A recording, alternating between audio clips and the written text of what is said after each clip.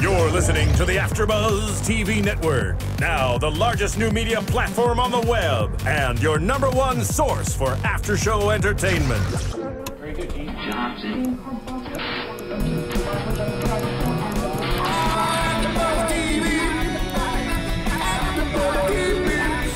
The AFTERBUZZ Studios in Los Angeles, California. Presented by Maria Menounos and streaming live thanks to Akamai Technologies. This is AFTERBUZZ TV's Teen Wolf After Show. We'll break down tonight's episode and get you all the latest news and gossip.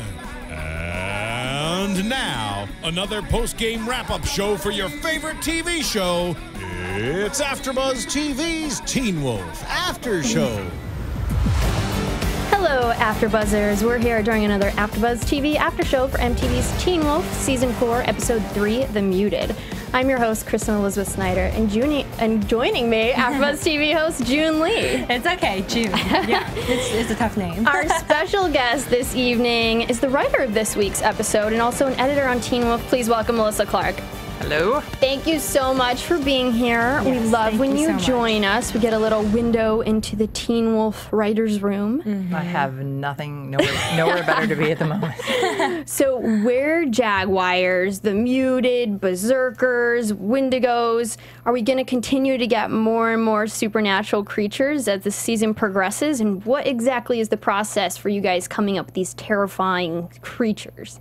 Oh boy, we're I don't want to spoil too much, but it actually, in a way, we've gone a lot more human. I know it doesn't feel like that yet, but you'll see that we've gone a lot more human in some ways as we go along this season. You know, I kind of see that. Yeah, we have some. The mute is actually not exactly supernatural. I know he doesn't have a mouth. That's a Jeff Davis special, and it really worked out when he first was saying that. I was like. I looked up a lot of pictures of people without mouths, and it turns out if you are born without a mouth, they give you one. So if you want to... They just cut the hole. Yeah, if you want to Google that, you can find all kinds of really sort of disturbing images of stuff like that. I know they do that with belly buttons. Yeah, absolutely. There you go. So, and dimples. So the mute has no mouth, but he's actually pretty human other than that. Yeah, and how we come up with that, I have been trying to get cannibalism. I don't know. Russell Mulcahy and I were just like, I don't know, we really like cannibalism. And which, go ahead and judge me. But and so I was looking, I read a lot about supernatural creatures, and Wendigos are cannibals. In fact, that whole was based on a fear of cannibalism, trying making for the Algonquin people, sort of, like, hey, don't eat people when you're freezing and stuff. It's bad. Wow, so that's a real thing. Well, I mean, I think it's a real fear for a lot of different people, and as right. In the past, when you had when you had no food, Oregon Trail type of thing, and particularly up when it was really cold and there wasn't a lot of resources and things. So myths often are created because of fears that cultures have, and Wendigos or Wendigos, it's spelled all kinds of different ways and it's pronounced lots of different ways. So deal with it, Get fans. off my... But I also feel like the fear was very human. Like, I don't know about you guys, but when I was watching it, I was so scared. Oh my because God. a huge fear of mine is, like, somebody sneaking up on me inside the house and, like, chasing me in the house. With no mouth? Well, I mean, with, like, some sort of weapon, like an axe. That's a cool weapon. A military tomahawk. Yeah, it was cool. Oh, that's my amazing. God, it was terrifying. Let's start at the beginning of the episode. And yes, this is everyone's biggest fears, nightmares that you could dream of. First, you lose your animal. That's horrible. That's what I was like, we're not hurting the cat. Yeah. I was like, don't. You. Well, I wouldn't have happened. I would have had a huge tantrum. Is the cat up for adoption now? What happened to the cat? What happened to Willow? That's what I want to know. That storyline we didn't finish. Not my name for the cat. That was Jeff and Damon's name for the cat. My cats have cooler names. What was your cat's name? I don't remember what the did you script propose? Anymore. But I mean, like, I think you should name cats like.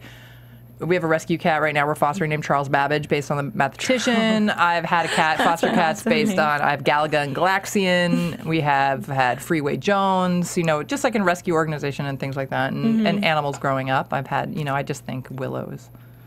It's a good movie, gotcha. but whatever. I gotcha. I just want to really be able to vent about that. I'm glad we got that out. Yeah, thank you. And then so Sean, he eventually does find his cat under his bed with bloody paw prints, and then we hear screaming from the other room, and it turns out his family's getting brutally murdered, apparently by the mute, which then gives Sean directions on how to defend himself before he breaks down the house.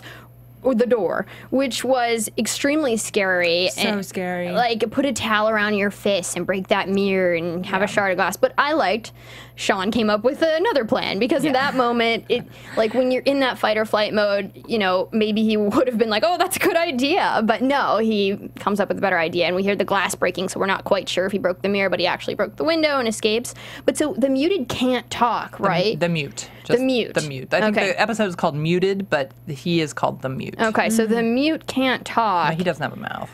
But how did he tell those directions to Sean? So he has a military device that you can use, like if you are silent on a silent mission or something, you can type out directions or coordinates or whatever, and then we just took it where he gave him a little computer voice. Wow. That is terrifying. Because it's creepy. I mean, half the things that we do is because it's creepy and it's fun. And we love that. And it's dark and weird. It's kind of like a funny thought, though. Here he is about to kill somebody, and he's like, let me type in some directions to how to fight me back. So he may not be the most efficient killer, but he's like a super creepy killer, right? Yeah.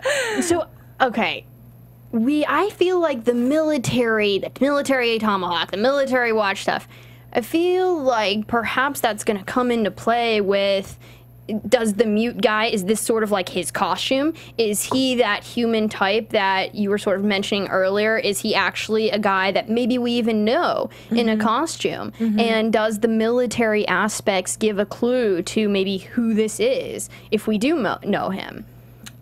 We don't know him. Okay. But when we were thinking of different characters, and we're going to see more, we did want to give, because, we don't have much time. We have very little time. We have a lot of characters and very little time. So we wanted to give them something specific that you could immediately grab onto. Obviously, the military accoutrements are not as recognizable as not having a mouth. I mean, that is the first thing you really notice with the guy. By the way, that actor is on Game of Thrones. That's what I heard. He was a Thenn. Yeah, he's the warg. I saw him right away. Like, he was in the background, and I saw him right away. I was like, oh, there he is. Which one? He's the warg. The warg is the one that can talk through animals on Game of Thrones. He's the Thenn's warg. Yep.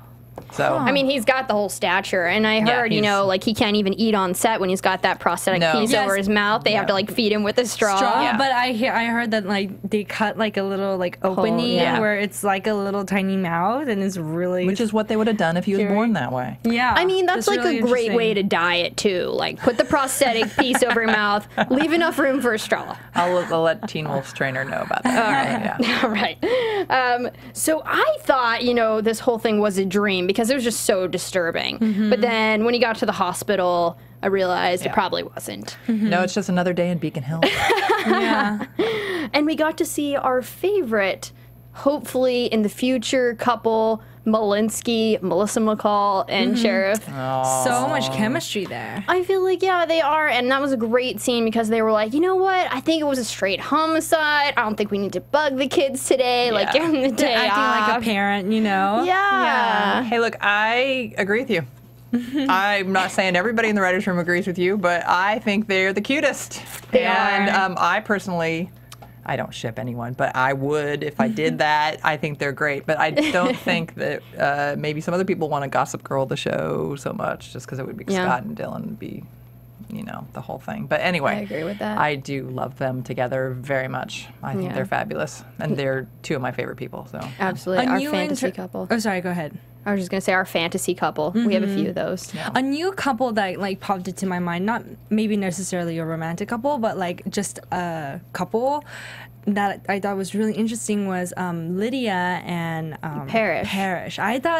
I thought those two were a very, very, very interesting pair. Now, I know Stephanie Golding said that on Twitter. She tweeted us that she felt like they were together. But, like, okay, I'm sorry. I didn't feel like there was, like, romance brewing between the two at all. Like, there was no, like, glistening of the eyes and pats on the back. But, like, there was just an energetic thing where they just, like, I don't know, now that Stiles has Malia, and Lydia is just kind of all on her own. And in a way, Parrish is a little similar to Stiles. He's a good guy. He's nice. But yeah, I like that you guys are teasing it. Obviously, you put a female on screen, you put a male on screen. We want them together. Right. Which creatures. Sometimes I don't want. Okay, Yeah. Sometimes I do as a writer. Well, I just because it reflects, you know. All right, first let me go back. I know we've gotten some criticism about not slow burning enough some relationships. And here's the thing with characters. You can create them and then they get away from you and you don't know what's going to happen with them. I know that sounds weird.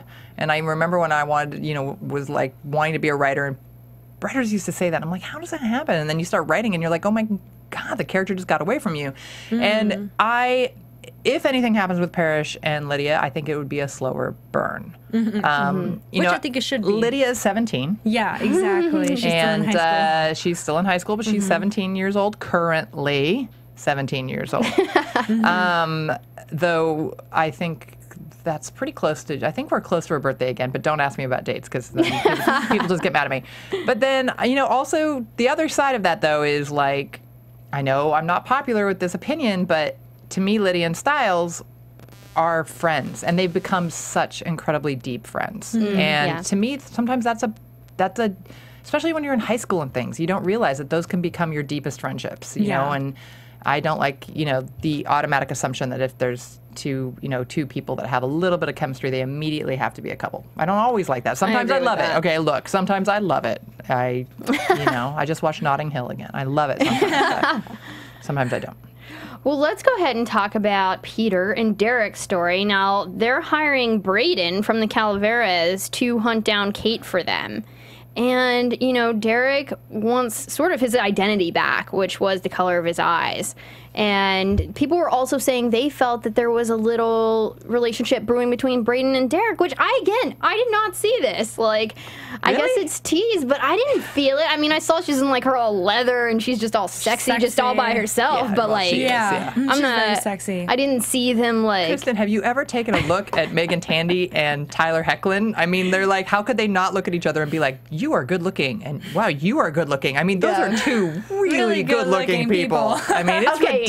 Okay, fine. Okay. No, now there is a couple that I frankly would love to see because I think they're well matched. I agree. You know, like Derek is kind of dark and brooding, but he's also very powerful in a way, but he's also damaged, and I feel like Brayden is the same way. I mean, I kind of love her character, by the way. You know, there's a lot of room for people to create their own backstory for her, and, you know, I've certainly thought about it a lot, and I mean, I love her a lot. I love that character, and I like them. But you know, we'll see how that goes. See if that changes for you. Yeah, I mean, I'll be curious to talk to you at the end of the season. What do you think? She's obviously going to help him, and so when a woman comes to a man's rescue, love. Right? or something. I mean, at this point, he's a damsel in distress. I mean, so he did send in a woman. He did throw her his gun. I'm not saying there's any subtext to that or anything. Yeah, he did. He threw her that gun, yeah. Megan caught that the first time. She looked badass when she did that. She did that, and I was like, girl, you are awesome. I love her.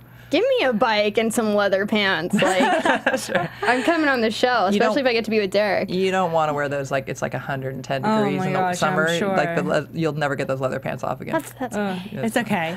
They can become part of me. I have a question because I was a little confused and I wanted to throw this question out there. Why do you think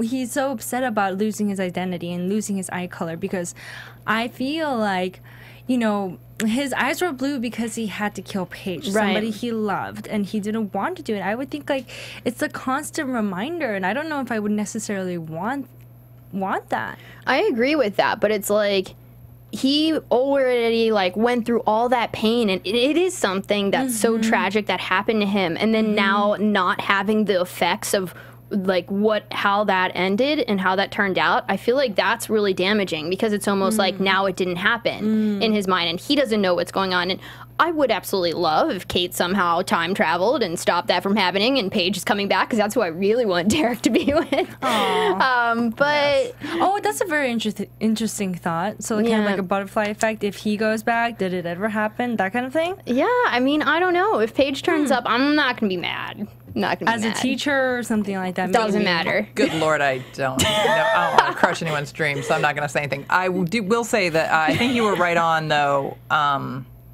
We talked about this a lot in the room. I'd like you to talk to Angela about this after when she comes on her episode because she has some very good insights and she has very strong emotions about this. Like if you guys think that the writer's room doesn't have strong emotions sometimes, you should have been for this discussion. But I like your insight. You know, when tragedy happens, sure, sometimes we want to forget it and we want to move on, but I think it becomes a part of us and you learn something from it. And, you know, Derek, you know, he made a mistake then and you want to learn from it. And, you know, that was like his first love and everything. And you're right. It sort of got taken away from him. And I think that that's a really good insight. That's sort of... Thank you. Yeah, I'm happy you were on here to help me work through that, too. I know, it's different. I love all of our guests, but it's really different, I must say. Having a writer on, it's different. It's the best guest. Oh, I totally agree. You guys are super smart. No, yeah. No, you're the smart one in the room. So... moving on to Stiles and Scott, the lacrosse. Now, I just love this because we're going back to season 1. It's very nostalgic. We get those buddy moments. Yeah, and we also get that little tidbit how they just happen to text Argent, let him know, you know, Kate's back from the dead. They didn't have any money. They're teenagers. And he's in in France. High school. Yeah. I want to know where Danny is. Is Danny coming back? I was thinking the same thing. Where is Danny? Like, I wanted him on the lacrosse team. You know, I haven't really ever pulled this yet. I'm going to plead the Jeff on that. Plead the Jeff? We'll have to ask Jeff. Once again, I would like to point out right now that we often don't agree in the writer's room. Okay. We often don't agree in the writer's room. And that's what makes it a dynamic place. So every episode, there's stuff. You know, like we write as a group a lot. I mean, sure, my name is on this episode. I went away and did the script. But we do a lot of the writing outline form. I mean, we do really extreme outlines, really detailed outlines. And that's not true with every show, but so I feel like there's a part of all of us in all of the episodes, and that's just a plead the Jeff question. All right, I will plead to Jeff when I see him. He's like, shut up, Alyssa. No. So Scott and Stiles is worried about, you know, his captain status because we get Liam, who just has all these natural abilities. Now, I thought I was on Stiles' side. I'm like, what is he, a were-cheetah? Like, he's something, right? But, I mean, what do you think, June? I mean, was he something to begin with? Because even now, as we see later on, you know, he's got the bite. I mean, he's already so skilled. How is that going to, you know, come to terms with someone who's already an amazing athlete and has this ability? Yeah, maybe he's a natural werewolf and he just doesn't know it yet, you know? And, like, I don't know, maybe the bite will trigger it. I'm not really sure. But I thought it was very interesting that he's adopted. Yes. You know? And so nobody knows where he comes from. Exactly. That's a great aspect. That's great that you bring that up because it's like when, you know, you have a character without a real backstory, he could come from anywhere. He may not even know. Kind of like Malia coming in. You know, we didn't know a lot about her story, and then we kind of found out everything that happened with her. So it's like when their backstory is a mystery to them too, it's like anything could happen. And why kind of with Kira too? And why Beacon Hills? Like, why would your family move to Beacon Hills? Exactly. Of all people, you make very poor choices. That's why you moved to Beacon Hills. I think they must have like a really super good sandwich shop though, or like some really good artisanal donuts. Because like I don't know why you moved there. Oh my gosh! Do you guys want me to comment on any of that, or just let you guys speculate? No, please. Because I could maybe steal some of that for next season. Comment. Oh yes. He's not adopted. First of all. Really? That's his stepdad, but that doesn't mean. Okay, I mean, his stepdad possibly adopted him, but he's not adopted. Okay. He knows where he came from. Okay. In my book, sometimes maybe Jeff is thinking things that he doesn't share with us all the time. By the way, I hate this cord, and I'm gonna have nightmares about it. And you're gonna cut it off. I'm gonna make some sort of horror movie about cords. You should, because everybody hates cords. Yeah, it everybody could be hates like cords attacking you, like all over your house, like snakes on a plane. I think the Japanese are all over that. But Okay. I think that Liam is currently until pretty human. Okay. I think he's good. His stepdad was a lacrosse champion, and he became a lacrosse champion. And or ninth grader as lacrosse champion as he can. And he's just practiced a lot. He's human. He was team human. And he has just worked really hard for those skills, I guess. Yeah. So I loved seeing Coach here, and I loved Malia in the stands kind of raising the stakes and like, I want to redo, I'll raise you $10. And like, Coach didn't want to do it until money was involved, of course. That was amazing. And then unfortunately, that's when Liam gets hurt. Yeah. And they got to take him to the hospital. But, we get that interaction with the coach, seeing also Kira kind of save the ball from hitting Malia. Yeah. So obviously, Jeff told us Kira is going to be on the lacrosse team. Yeah, which I think is cool. Yeah, I think that's love really that. cool. And I love how you can see more of her like sword yielding ability with the lacrosse because you never get enough of her in the katana. You know what I mean? It's cool. Yeah. So Kira has really become I just adore that character. Like, I just think she's goofy and fun, but also really badass and getting more badass all the time. I really like her a lot. Oh, and that kiss with Scott. And I know. Oh, don't go there yet. Oh my goodness. Before we get there, I want to talk about once they get Liam to the hospital, because this was my favorite part, actually. Whenever Stiles says to Scott, you know what?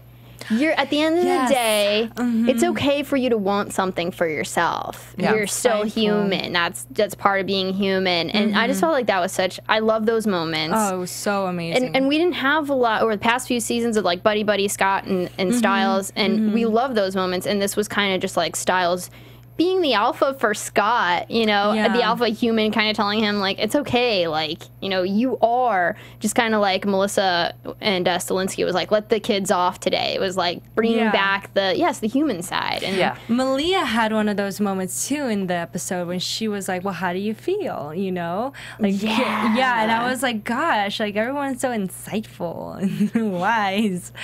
Yeah, she's kind of insightful in a really straightforward, quit being, what's wrong with you, kind of way. I love that about her. I love how, like, naturalistic she is. Totally. We talked about this on, like, a few of our other AfterBuzz shows this season, and just how we're hoping that, like, Malia brings in the, like, natural side of, like, just thinking and organic emotion. Like, she doesn't hesitate when she wants to kiss Stiles. Like, all these premeditated things that, like, society and our social environment has, like, made us develop in a certain way to have these fears of people and not doing things that we want to just have instincts to do. And I love that Malia just, like, acts on her natural instinct, and we're hoping that, like, she kind of teaches the other characters in the show to be, like, more natural and listen to your instincts and stuff like that as the season progresses. Interesting. Yeah, no, I mean, I agree with you. I think she's, and Shelley's done such a good job with her. Oh, she's really, such an amazing actress. Yeah, she's really taken that and made it warm yet, a little bit scary, but she's done a great job with And that. sometimes when Stiles is, like, teaching her how to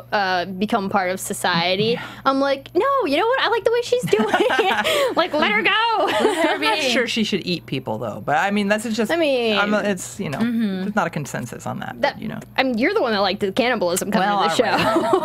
Just a little bit. Just like a taste. Just a taste. All right, just a taste. So now we'll talk about Scott and Kira. Oh my God. So that reaction, the first time he kissed her in the hallway, that was sort of the Malia natural instinct. This just feels right, kind of, I'm going to kiss you as a reaction, not thinking about it. Yeah. And I think that's the best way you guys could have possibly had their first kiss. I loved it. It was so organic. This wasn't their first kiss. Well, to me it was. Like, what was their kiss before that? In Kira's bedroom. Did they? Did they kiss there? I don't think they did. I thought they were just head to head. Yeah, I think they were just head to head. Just head to head. Look, I mean, you'd think they're going to be like, the writer doesn't know, but I didn't edit that episode, and I can't really remember. I thought about it last night too, though.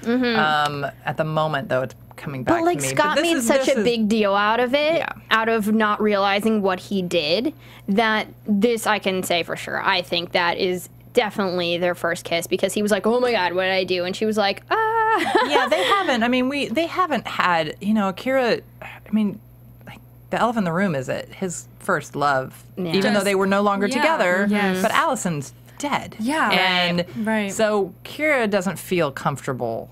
She doesn't know how to approach this, but they're still young. They're still, they're still teenagers. They're still moving on with their lives. And you have to move on really fast in Beacon Hills because there's always something around the corner. They don't have time. You don't have time to sit around and think about, like, what happened last week. Otherwise, that's kind of a good thing. Like, if you guys are sad at home, like, get busy. You know what I mean? Like, why do you have so much time to reflect on being sad? Like, go learn a new skill. I mean, yeah, I think there is some wisdom in that. It depends on, how you're coping with it. But, like, sometimes just going after the next monster is really kind of what you need to do. Totally. Or having the next monster go after you. Just seems to be more start running. So we do get that amazing scene where he's like, "Oh, sorry, what to talk about, whatever you want to talk about later. Gotta take, this guy who I really hurt to the hospital, and I'm really sorry about what happened earlier. It's awkward now. I'm sorry." And I was like, oh no, like no girl wants to hear some guy apologize for kissing her. No girl ever wants to hear that. If you accidentally kiss a girl at home, like, do not ever apologize. And we kind of got that on her face immediately. And then we get him storming back through the doors, all epic with the lighting and the music. I know. The lighting was just so, like, right? I was summer. there. Like, I don't even felt know. it. Yes. He was like, "You know what? Sorry, not sorry." And he grabs his damsel in distress and kisses her, and that was just so epic in my opinion. Like, really I loved was. it. I don't know if she was in distress, but yes, it was a wonderfully. I think she was sad. She was sad. It was a wonderful. I call that distress. It was a wonderful romantic moment with two people who are definitely very into each other. I'm not sure that you should accidentally kiss people who aren't into you. That maybe that's not something I want people to go around doing. Let's have some consent. But if I think you do it, don't apologize. Well, I mean, I'm not sure I'm on board with that either. But okay, I see where you're going there. Yeah. But however, in Kira and Scott's case, it was a different story. I mean, those two obviously are really into each other, and he just did a kind of like seriously like, "Thanks, Mom. Thanks for packing my lunch. I'm gonna go out the door now." And like that was like Stiles really nailed it with the grandma thing. I mean, you just like the chaste kiss. Scott nailed it with the grandma thing. I love the hashtag so not chaste. Yes, and that was wonderful. It was a really romantic moment. Yeah, it really was. Just because I was saying, Jeff, I think, was really, like, that was his big, like, we have to have them, do this, and, like, he comes back. And I love the music that, Laura and Kim gave us in that moment. And the lighting. I love the way Tim, directed it. I just thought it was a really wonderful moment. I felt it. And were you, like, on set for that? Did you get to see that happen? I did not see. I saw a couple setups of it, but I didn't know. We were trying to write probably. Knowing our show, we were writing episode 4, but I think at that point we were still 2 ahead. Do you guys like shoot the kiss scenes a few times? Like, it's probably. I mean, I'm sure they practice kiss, but. I think Megan messed up her kiss. Never mind. Yeah, I think I think that maybe they need a little more practice sometimes. You just want to make sure you get it right. So they keep going. Yeah. That's fine. I don't. I would feel awkward. I think it's a really weird thing for. I think the more they do it, the better they get at it. But I imagine it must be a kind of a weird thing to have to be intimate with people. Like, definitely. And most people around you are not really into it. They're just worried about the light meter and if there's someone in the shot or if the shadows are right. So it's not the most romantic setting. Yeah, it gets very technical. Yeah, but they really brought it, and I really believed it, and I loved them for it. Yeah, I did too. I felt it. I was there. I want it again. I think I replayed it maybe twice. Nice. So I just want to remind everyone at home, if you have questions for Alyssa, you can tweet June. June, what's your Twitter? Miss_Junlee, Junlee. And she's going to read those in a little bit. And you can also call into the studio if you want to talk to Alyssa or ask us a question or comment on your favorite part of the show. Number here is 424-256-1729. And while we're on the topic, you guys all know Maria Menounos is the one who created AfterBuzz, and her new book, The Every Girl's Guide to Diet and Fitness, is on Amazon right now. I just started reading it. I think I lost weight already. I'm not kidding.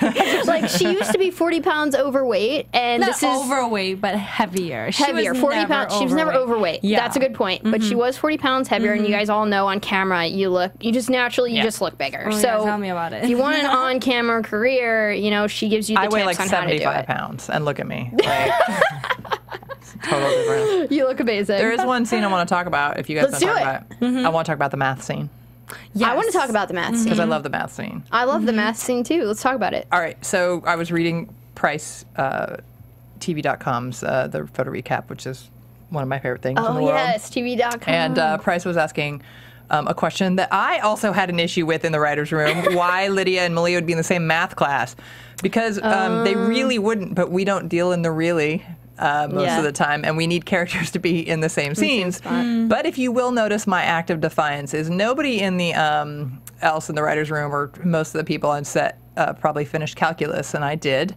I can't remember a damn thing about it. I know that I didn't mind doing derivatives, but I really, really didn't like doing integrals, and I remember that integrals suck. they do suck. And I remember that I failed my third part of calculus the first time in college, and then I took it again. I think I got a B. So I did better. However, Lydia is doing a calculus problem. Malia is doing an algebra problem. Yeah. So she's doing a calculus problem. You don't too. really see much of it. I found those problems. They are accurate. I found them online. I double checked my work, I think. I wasn't on set, so I don't know if they messed anything up. So if there's anything wrong, it's not my fault. I always like to say it's not my fault. I wasn't there. Blame the PA. No, but yeah, so Lydia to me would be like a TA in that class. So she's like doing a calculus problem. Like the teacher's like, Lydia, here's a calculus problem, and that's why she looks over at the algebra problem and just goes like, that's 25. And I mean, it turns out everyone's actually using her notes, so sort of cheating off Lydia to be in this class. Right, exactly. Anyway, which we'll talk about the notes in a moment. But we can talk about it now. So we do get that moment with Stiles and Malia, which I just absolutely love. How she was using. This is when I fell in love with them as a couple. Yeah. Like, she's using the highlighters, the same colors that he used the thread from seasons ago to kind of map out his cases, and like they meant the same thing. So that's when you're like, you feel it, and you want characters to be together, and that was that really natural moment. And I feel like anyone who was not liking the Malia Stiles relationship now, like, you got to be on board. Like, I wanted him to kiss her at that point. I'm like, do it. It was really sweet. Yeah, it was really sweet. I don't remember whose idea that was. I'm going to say it was mine because I can't remember. But no, I don't. Of course, it was your idea. I don't remember, but it was. I really love that moment, and I think they did great. And yeah, I'm really.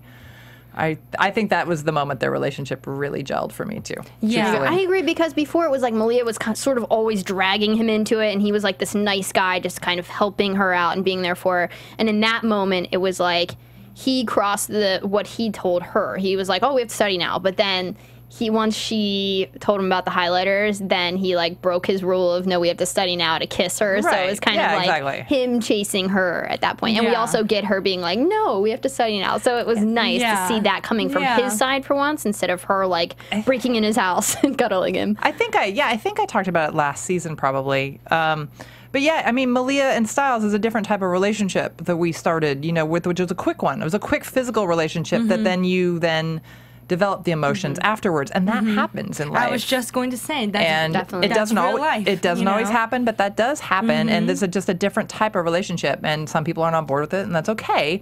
But I thought that was a moment where they were like, where Stiles was like, oh my God, you noticed something about me, and you started doing like, it's really sweet. It is really one of my favorite moments for sure. I mean, other than the cannibalism. Yeah. That was everybody's favorite intestines and moment. The teeth is really, I really enjoy that. Yeah, we'll get into that later. But intestines are good if you guys have ever had it. Did you say intestines are good? Intestines are good. Intestines are good. Yeah, Korean people eat intestines. I think a lot of cultures do. I mean, menudo, that's stomach lining. I'm a vegetarian. So I'm sorry. I'm actually a pescatarian. I'm a complicatarian. It's complicated.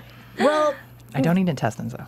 I haven't yet. I'll say that. Lots of collagen is very good for your skin. Well, it's like they often use it like to wrap like a sausage, don't they? Intestinal lining. Oh yeah. Why are we talking about this? I mean, I tried to end the discussion, but you guys love I talked about artisanal donuts and sandwiches, and now we're wrapping sausages. I don't know. Moving on to the cryptic messages that are in Lydia's notes. No wonder Malia couldn't understand these notes. She's writing these cryptic messages, which reminded me of the mute. Yeah, it is. Everything that comes across the screen. And I think like Teen Wolf's invented a new way of studying, because he had an IV hooked up to that data in that computer. Right. And it's just feeding through his bloodstream, and, all the data is going down the computer. I'm like, why wouldn't that work? Just hook, the IV up to your brain, download like stuff on a USB? computer. Yeah. Human USB. Yeah, I think it's genius. I mean, we should. It does We should work. get I a mean, hard it drive. works in William Gibson stories and stuff. And I actually like more of the feeding tube, because like I can play video games, and then you just have a feeding tube. Though actually you need more like a still suit from Dune, because you need the rest of the process to work too. So more like a still suit, which from Dune. And if you haven't seen Dune, it's brilliant. No. So. maybe. My name is a killing word. The spice. Nice. The spice will flow, and my name is a killing word. So We've got a mute in the booth, actually. He may come in from now and then. But anyway, moving on. I think that these messages that Lydia is writing in her notebook, I mean, you know how she hears people screaming and talking and voices and stuff. Maybe this is like the language she's getting from the mute. Yeah. No, that's interesting. Yeah. I mean, you remember That's what I thought, too. Lydia drew that tree. Lydia Yeah. does all kinds of things like that, Yeah. and you're right. This is not going away. This is setting up, this is setting up the main through story. Yeah. Yeah, for sure. The big bad it's like Kind of, connected actually. to like It's the big kind of bad the, of yep. the season, right? Yep, kind of exactly. I really liked, now we have Lydia again with her, she's got this way of just ending up at dead bodies. She would be amazing if she was like an investigator for like missing persons. Yeah, she should do that as opposed to. She should do that. Yeah, she What should go are that her route. career aspirations? She wants to win the field. She wants to win the field. She wants the Fields Medal. Yes, Yeah. in mathematics. Yeah. So we see that Lydia sees these faces. Kind of, she ends up at this house, where the crime scene happens, and then Parrish actually walks in and finds her, and the romance, I guess, scene happens that I missed between those two that everyone's talking about online. Well, I mean, it's not a romance, yeah, I but don't it was think just chemistry. Yeah, I just, know. Just seeing them do together, I think. Finding the door and them going into the door and kind of like in the hallway, just kind of together. Does that I don't house know. exist, Alyssa? Yeah, that was a real. That's a real set. I think that's so creepy. it didn't go out, but I mean, it sure looks like Pasadena, but I don't think it was. I didn't get to go out to that set. It was all nights, and I'm a lazy writer. I'm like sleeping and stuff while people are shooting at 6 a.m. I'm like, oh, I have another like 5 hours of sleeping. But I wouldn't call it lazy. I'd love to be more lazy in that room, but we don't have time. But still, it's a cool set. It was a cool house. I mean, everything about it was perfect. Our locations people did a fantastic job. Yeah, they really did. They We- do a great job. finding Everybody on the locations. show does way above their pay grade. I mean, our Yeah. sets. yeah. Rusty. It shows, though. It Have you guys really ever had shows. Rusty, the set designer? We love him. He's coming on Oh again. my God. Wait till you guys see a couple of the sets at the end of the season. I mean, they are so badass. Like, I walked around and took pictures like a tourist. I came on set and I was like, That's I'm amazing. taking a picture here, I'm taking a picture here. That's Like, awesome. Him and his whole crew are really, really talented people. Everybody's really talented, but I mean, Rusty gets a special shout out from me. Yeah, we love Rusty. We'll see you soon, Rusty. Cool. And then so Parrish and Lydia find this room of a bunch of, just game. It's just like animals hanging up in bags, but wait, it's not. It's Yes. actually bodies. So who are these people? Yeah, I was just. There were Tuesday's dinner and Wednesday's dinner and Thursday's dinner. But where did they come from? Like, wouldn't we have heard of like a bunch of people going missing? missing? They're from the town over or something like that. Yeah, they're Or from. They ordered them from the internet. Oh yeah, they're from Beacon Flats, you guys. No one pays attention to what's happening over Beacon Flats. People go missing all the time Oh, over okay, there. that makes I mean, just like Interesting. nobody pays attention. Yeah, I don't know. Now, I mean, what's your theory? I know you can't say because you probably wrote it. But these people, is this the mute? Does he have them down there? No, absolutely not. You don't think it's the mute? I think it's the Wendigos. Oh yeah, I'll tell you guys. That's the Wendigos. It's the Wendigos. That's their meat locker. Like, that is that's their. Okay. I'm not kidding. That is their Monday dinner, their Tuesday dinner, their Wednesday dinner. No, you were not kidding. No. Okay, because my whole thing all along was like this mute guy. He's not a bad guy. Like I'm like he's a good guy. He's a good guy. Well, I mean, like Alyssa was saying, he had the same shoes as the guy who stole Peter's money. Did he really? He did, because we got the close-up of the mute's shoes. What you don't know is Beacon Hills only has one shoe store, and they just sell like these kind of leathery, worky black Italian boots. That does make a lot of sense. Men, just wear the same women, shoes. kids, you know, snowshoes, rain shoes. They're just one style. It's all they have. I think the world should be more like that. I mean, if we all just had to wear the same shoes, that would solve a lot of my problems. It's simple, a simpler world, a simpler world. Or you can just wear Converse with everything, like I do. That's what I do. I mean, if everybody would agree to that rule, like we just wear one type of shoes. They have to be Converse because they fit my feet, and then they're in fabulous colors. Like that's fine, but then there wouldn't be like comparison between shoes, and your shoes can't be cooler than my shoes. So like, let's just agree on a pair of shoes. My shoes are cooler than your shoes. We're agreeing with that? Yes, if you have on the universal Converse that we're going to be wearing from now on. Or you can just wear rainbow Converse out, and then you'll know some color there will go with your outfit. That's a good point. That's right. I might go with like a clear gel kind of Converse. You know, Stokes, the other writer, is going to accuse me of talking about shoes on the internet now. So thank you, ladies, for that, because I get that enough in the writer's room. Stokes. Sorry. Yeah. Forget about that part. So we get Sean. You know, he disappeared from his bed. We're back at the hospital now. And Scott's mom comes in, unfortunately. Scott has to save her from Sean. I did not see this coming. I did not know he was a Wendigo. Yeah. And if he was a Wendigo, why didn't he fight the mute in the beginning? I guess he kind of knew he was being hunted at that point. So that's why he ran. But I was so scared. And I kind of thought, you know, maybe this was what happened to him after that tragic experience. I thought maybe the mute turned him into the Wendigo. I didn't know. I didn't realize that his whole family was Wendigos. But I thought the mute was a good guy, and that was definitely a possibility. That was one of my questions for you guys, so I'm glad that we know that those people that got horribly murdered in the beginning maybe deserved it. I don't know if death is deserved ever, but they were killing people. So. It's their nature to eat people, so, I mean, I don't know if I can call them good or bad. I don't know. I mean, you can make that judgment. I don't know if I'm ready to call all cannibals bad. I mean, maybe they were like Dexter. Maybe they were just killing off other bad people. Well, you know, it's a cultural norm, but some to not eat people. Okay, you know, mostly around the world, but you know, ask the pigs how they feel about it. So I'm just saying, I'm just bringing it up. I'm just throwing it out there. Yeah, we shouldn't be eating those animals either. Don't want anyone checking my basement. Never mind.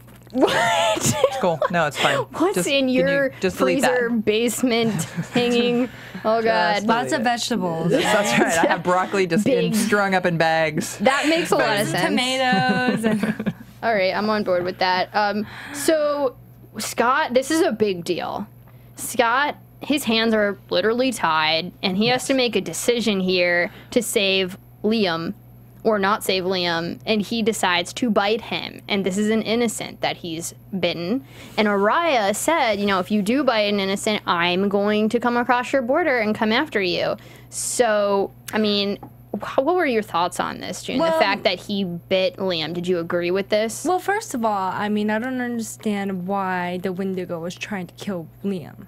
Like, do you have to kill your meal first? You just can't eat them alive. So he was trying to kill him and then eat him afterwards? Like, I don't understand. I think he was super hungry. Like, you know, like I've killed like a sandwich. I made a veggie bacon BLT today. Like, I would have killed 4, and I killed that sandwich. It was so good. Right. So I mean, I think he was just super hungry. Also, you know, like he knew he was sort of at his. He knew Scott was after him too. I mean, it's a little bit of a hostage situation. Well, yeah, okay. Well, but I feel like, you know, he had no choice. You know, I agree with that. Like, he kind of got him into the situation. He wouldn't be at the hospital if it wasn't for him going crazy trying to be captain.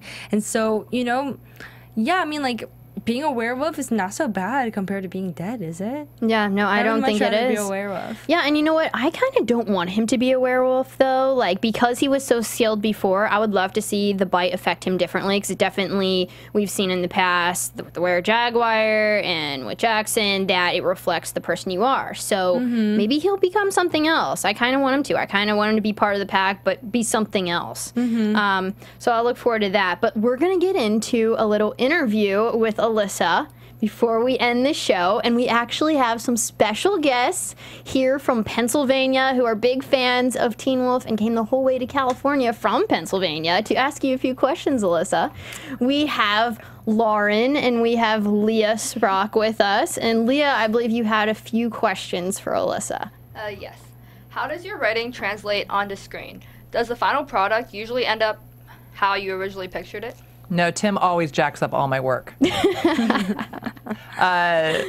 that's just for Tim. I want him on with me today, but he's up directing some other TV show.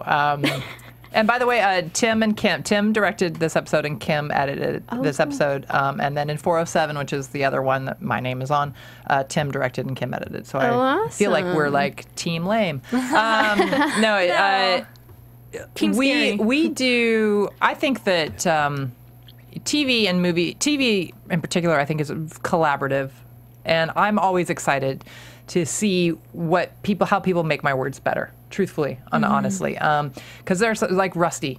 There's sometimes like we've come up with a set and we have it in our head, and then in 407 there's a set that I was like, I walked on set and I was like, what? This is so cool. So to me, it's almost always better. Of course, sometimes I'm just like, what? No, what? Why are they doing that? Like, that's not, no, I can't think of a specific example, but it's always so minor, because I would say almost all the time it gets better. It just gets better with each process, and they do a really fantastic job. And it's exciting to see it.